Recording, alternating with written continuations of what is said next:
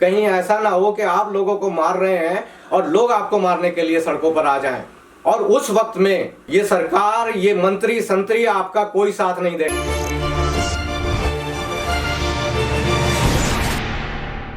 नमस्कार दोस्तों, लोकतंत्र प्रेस में आपका एक बार फिर से बहुत बहुत स्वागत है। और आज जो हम आपके लिए टॉपिक लेकर आए हैं वो हमारे देश और देश की जनता के लिए बहुत ही महत्वपूर्ण है।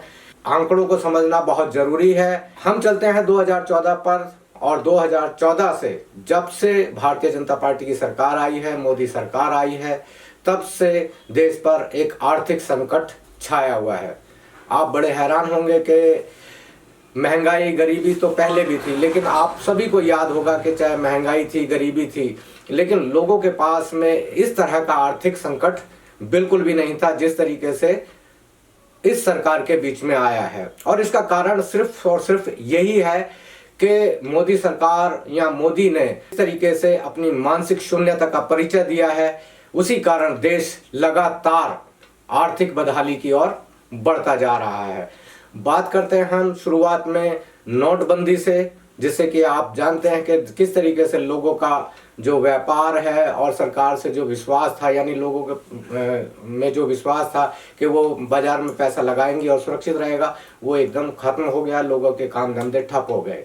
अभी ये वाली स्थिति खत्म भी नहीं हुई थी। मोदी सरकार ने दोबारा से एकदम इम्प्रैक्टिकल तरीके से अनप्लान्ड वे में जीएसटी लागू कर दिया।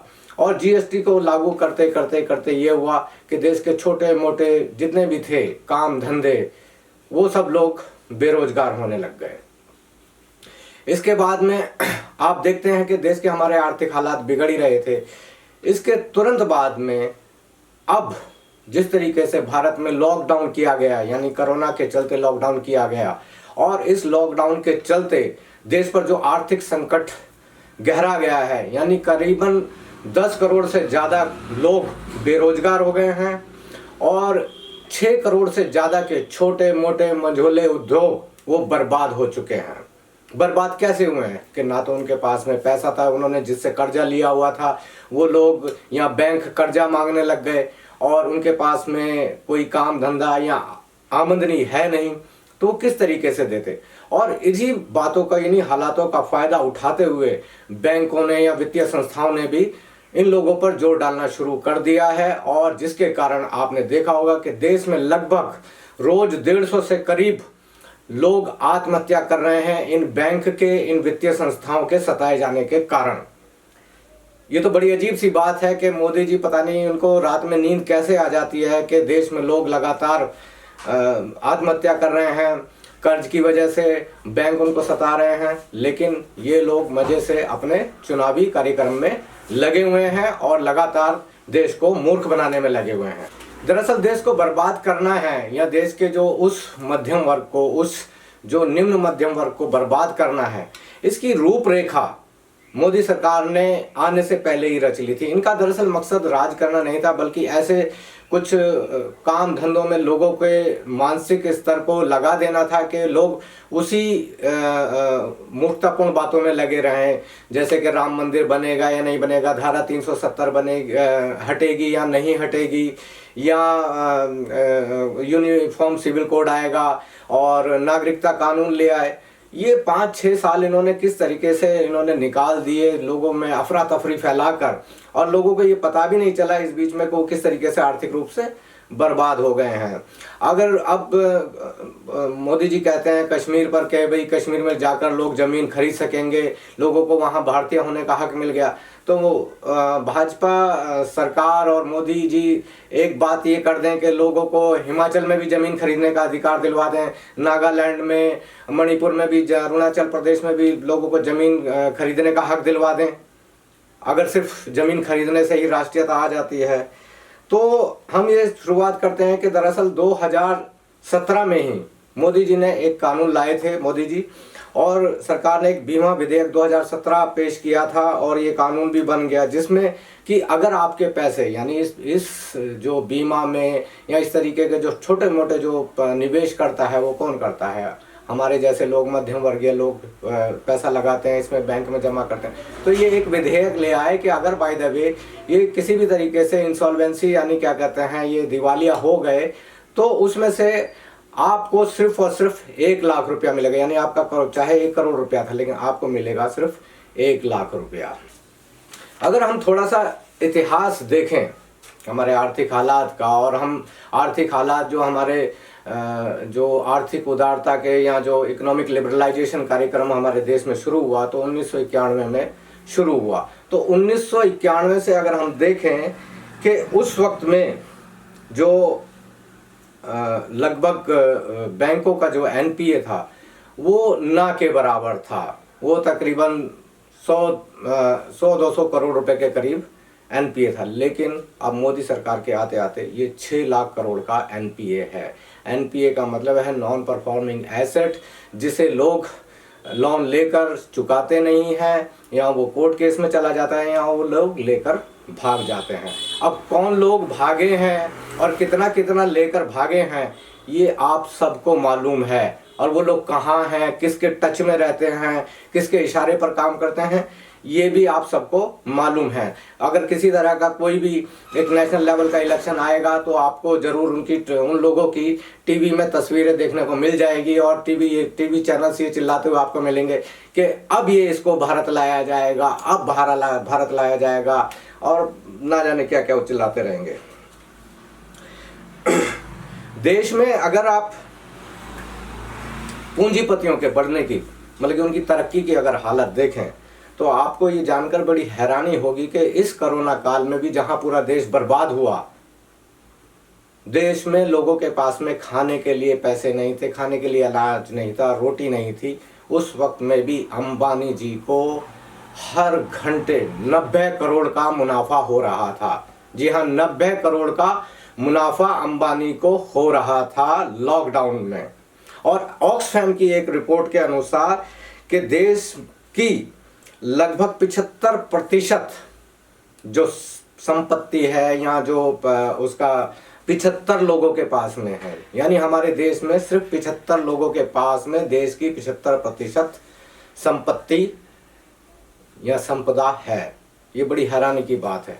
हमारे देश की आर्थिक स्थिति के बारे में एक और अंतर्राष्ट्रीय संस्था है, इसे ग्लोबल फाइनेंशियल इंटीग्रिटी, इसने एक रिपोर्ट पेश की थी कि 72% काला धन, भारत का 72% काला धन विदेशों में है और सिर्फ 28% भारत में है। और मोदी सरकार जिस वायदों को लेकर आई थी कि भाई विदेशों से काला धन आएगा, सबको 15-15 लाख रुपए मिलेंगे, आपको ये जानकर भी बड़ी हैरानी होगी कि मोदी सरकार के काल में ये जो स्विस बैंकों में यानी विदेशी बैंकों में जो धन था ये अब दुगना हो गया है। अब उसको लाने की बात तो भूल जाइए, उसके नाम आने की बात तो भूल जाइए, ये बाकायदा धन दुगना हो गया है।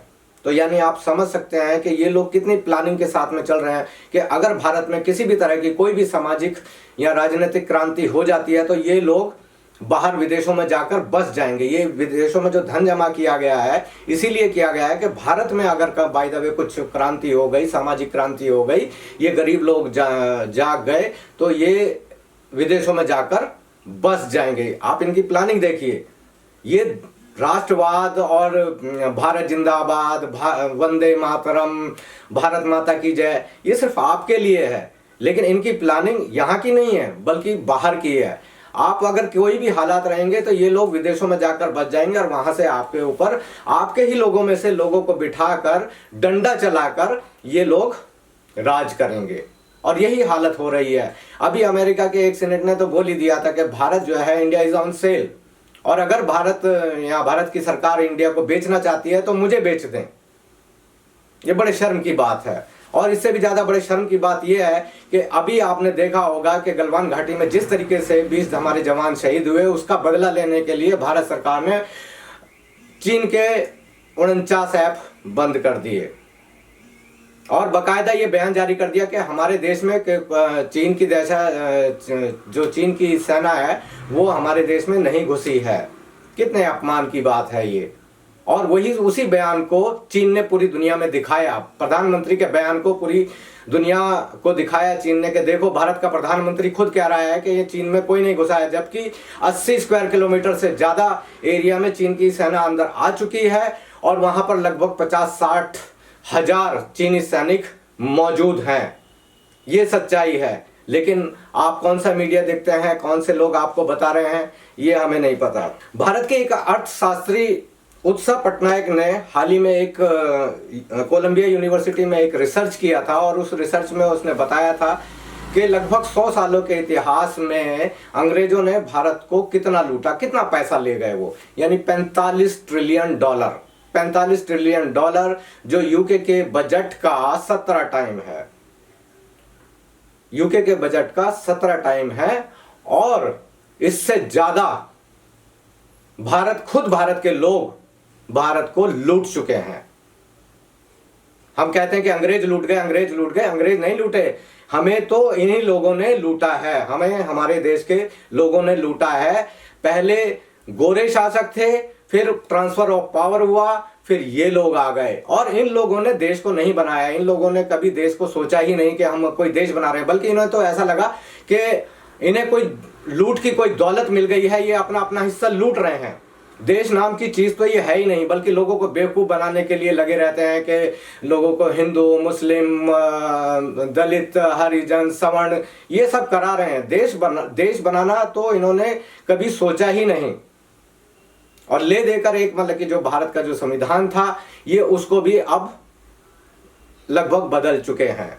दोस्तों, मैं अंत में एक बात और कहूंगा कि जिस तरीके से देश के आर्थिक हालात बिगड़ते जा रहे हैं और ये पूंजीपति देश को खरीदते जा रहे हैं और जिस तरीके से बैंक या वित्तीय संस्थाएं अपना जो लोन का पैसा है वो लेने के लिए लोगों को परेशान कर रहे हैं और ऐसा लगता है कि सरकार भी इन्हीं के साथ में है, तो मैं इन वित्तीय संस्थाओं को, इन बैंक को मैं आगाह कर देना चाहता हूं। मैं इनको एक चेतावनी दे रहा हूं कि कहीं ऐसा ना हो कि ये भूखे नंगे लोग बिल्कुल ही सड़कों पर आ जाएं तो फिर आपका अस्तित्व खत्म हो जाएगा।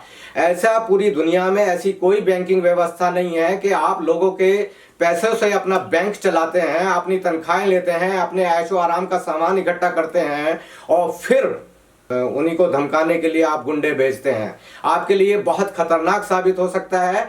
आपका लोन है या पैसा है वो आप कानूनी तरीके से आराम से आप उस लोन को आप वापस लीजिए, लेकिन अगर आप लोगों को मारने की कोशिश करेंगे, लोगों को धमकाने की कोशिश करेंगे तो ये आपके लिए बहुत उल्टा भी साबित हो सकता है।